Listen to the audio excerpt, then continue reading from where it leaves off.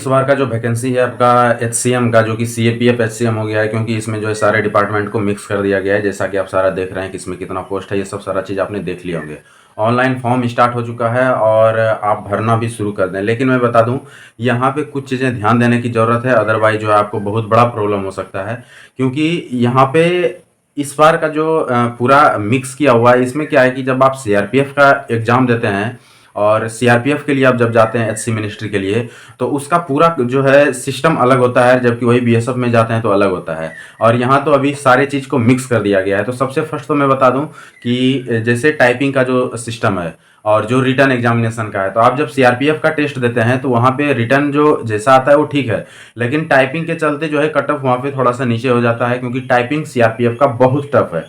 वहीं जब बीएसएफ में आएंगे तो बीएसएफ का टाइपिंग इजी हो जाता है और इसका कट ऑफ बहुत चला हाई जाता है, क्योंकि इसका एग्जाम का लेवल थोड़ा सा अलग होता है। तो आपको इन दोनों चीज़ों को देखते हुए तैयारी करना है, अदरवाइज आप प्रॉब्लम में फंस जाएंगे यदि आप चाहते हैं। और दूसरी बात देखिए, यहाँ पे अभी तो बीएसएफ सारा चीज़ करा रहे हैं, हमको संभावना है कि बीएसएफ ही इसका टाइपिंग वाइपिंग सारा चीज़ ले। यदि ऐसा हुआ फिर तो आपके लिए ठीक है कि आप रिटर्न का पूरा जोर से तैयारी कीजिए, क्योंकि यहाँ पे रिटर्न पे ही सारा खेल होगा। टाइपिंग में दम नहीं रहेगा, दम रहेगा लेकिन मतलब वैसा टाइपिंग नहीं होगा। लेकिन वही चीज़ें यदि सीआरपीएफ करा दिया है टाइपिंग वगैरह, तो यहाँ पे बहुत ही मतलब 1000 में मात्र 10 लड़के पास होते हैं। तो समझ सकते हैं कि कितना मतलब लड़के छट जाते हैं टाइपिंग में, पूरा का पूरा छट जाते हैं। लेकिन यहाँ पे एक चीज़ और इस बार जोड़ दिया गया है, और वो है आपका ना सीआरपीएफ में रनिंग लिया जाता था, ना बीएसएफ में रनिंग लिया जाता था मिनिस्ट्रियल वगैरह में। तो यहाँ पे इस बार 1600 मीटर रनिंग भी है। तो आधा लड़का जो है, मैं बता देता हूँ, 1600 मीटर रनिंग का मतलब है 50% लड़का, 50% लड़का तो सीधा आउट होगा, इसमें कुछ सोचना ही नहीं है।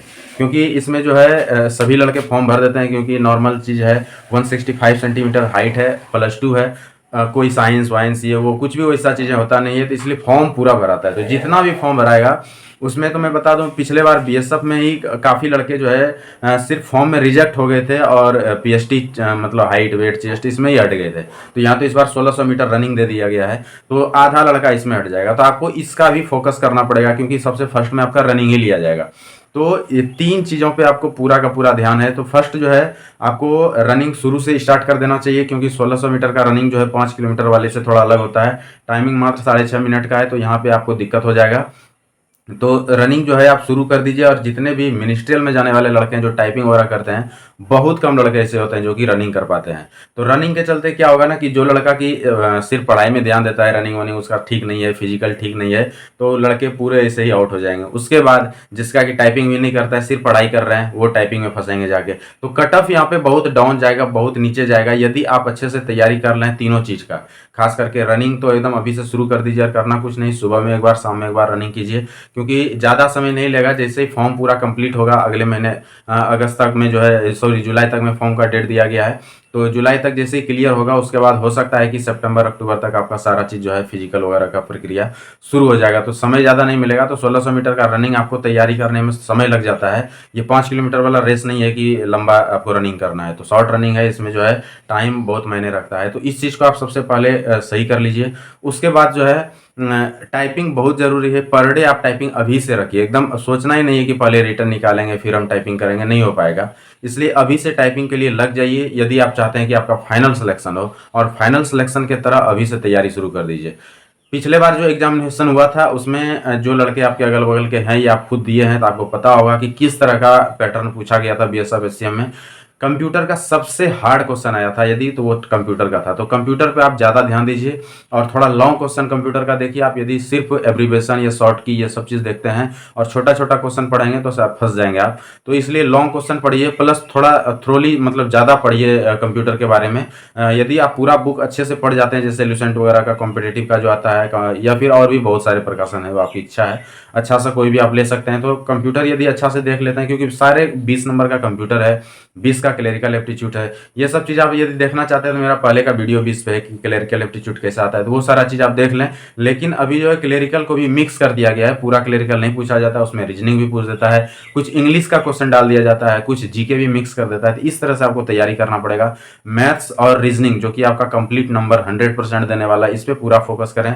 और पिछले बार जो क्वेश्चन पूछा गया था वो मतलब नॉर्मल नहीं था, अच्छा क्वेश्चन था दोनों में, मैथ्स में भी रीजनिंग में भी। तो लड़के वहाँ पे भी फंसते हैं। उसके बाद मैं बता दूं कि यहाँ पे आपका हिंदी या इंग्लिश जो लैंग्वेज है तो यदि आप इंग्लिश में अच्छे हैं तो इंग्लिश का तैयारी करें, हिंदी में अच्छे हैं तो हिंदी का कंप्लीट तैयारी करें। यदि आपको ये लगता है कि हिंदी में मैं बस ऐसे ही तैयारी करके निकल जाऊंगा तो फिर आप फंस जाएंगे यहाँ पे। तो आपको शुरू से अच्छा तैयारी करना पड़ेगा, तभी आप हिंदी अच्छे से निकाल सकते हैं। तो ये बहुत ही ज़रूरी है, और ये सारे चीज़ को यदि आप अच्छे से कर लें तो इस बार नौकरी आपका पक्का है, कहीं कोई दिक्कत नहीं होने वाला है।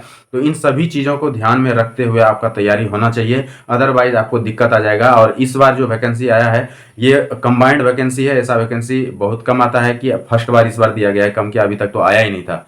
तो इसको जो है किसी भी स्थिति में नहीं जाने दें। और स्टेनो के लिए तो खैर बेस्ट है, उनको सोचना नहीं ज़्यादा रिटर्न वगैरह का। आप यदि सिर्फ शॉर्ट हैंड को सही कर लें तो आपका यहीं पे सिलेक्शन हो जाएगा। मेन तो शॉर्ट हैंड ही है, स्टेनो में कोई खास रिटर्न पे फोकस, मतलब कट ऑफ वगैरह का दिक्कत नहीं होता है, क्योंकि पिछले बार तो पूरा का पूरा सीट ही खाली रह गया। तो कट ऑफ इसका क्या बताएं, कुछ कट ऑफ ही नहीं हुआ है। 11 सीट था, 11 का 11 खाली हो गया। एक भी लड़के उसमें जो है पास ही नहीं कर पाए शॉर्ट हैंड में, तो सारा का सारा सीट वैकेंट हो गया। इसलिए इस बार 17 सीट दिया बीएसएफ ने। वैसे 146 एएसएफ में बहुत बड़ा सीट है स्टेनो के लिए, आप डायरेक्ट एएसआई स्टेनो बन सकते हैं। तो बहुत ही बढ़िया मौका है यहाँ पे।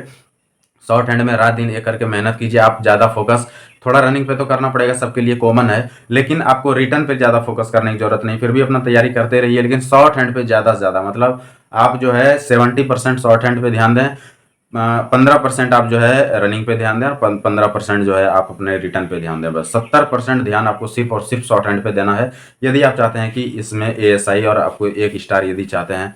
सीधा पे लेवल 5 है इसका, पे भी ज़्यादा बढ़िया है। डायरेक्ट आप सब असिस्टेंट सब इंस्पेक्टर बनेंगे, 1 स्टार मिलेगा आपको। तो सारा चीज़ बढ़िया है, और सर्विस भी बहुत बढ़िया होता है जो स्टेनो का होता है। ऑफिशियल जॉब होता है, शांति वाला जॉब होता है, जहाँ भी सर्विस मिलेगा वो बहुत ही ज़बरदस्त होगा। तो इसके लिए आपको वैसा तैयारी भी करना पड़ेगा। तो इन सभी बातों को ध्यान में रखते हुए तैयारी कीजिए। रिटर्न एग्जामिनेशन आपका सीबीटी बेस्ड है, आप सभी को पता है। हिंदी में यदि आप टाइपिंग करते हैं तो मंगल फॉन्ट पे आपको टाइपिंग करना है, अदरवाइज आपको प्रॉब्लम होगा।